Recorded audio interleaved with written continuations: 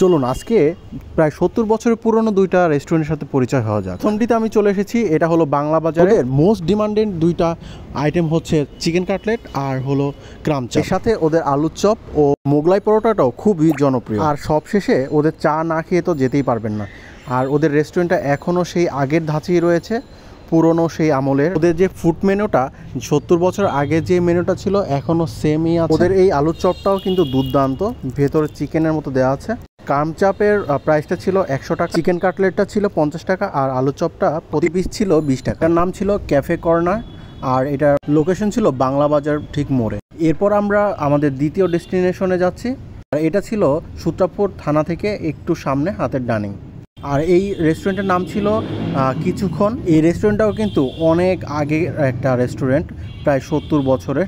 আমি এখান থেকেও একটা চিকেন কাটলেট নিয়েছি, আর ওদের এটার সাথে রয়েছে নিজেদের বানানো একটা সস, আর সাথে তো আনলিমিটেড শসা ছিলই। দুই জায়গায় চিকেন কাটলেটটা নেওয়ার মানে হলো দুইটা ডিফারেন্টের একটু বোঝার জন্য। তবে আমার আগেরটার চিকেন কাটলেটটাই বেশি মজা লেগেছে। এখন ওদের মোস্ট ডিমান্ডিং আরেকটা আইটেম ছিল, এটা ছিল হলো স্যুপ। সব জায়গায় যেমন স্যুপটা একটু পাতলা থাকে, তবে এটা কিন্তু একটু ঘন।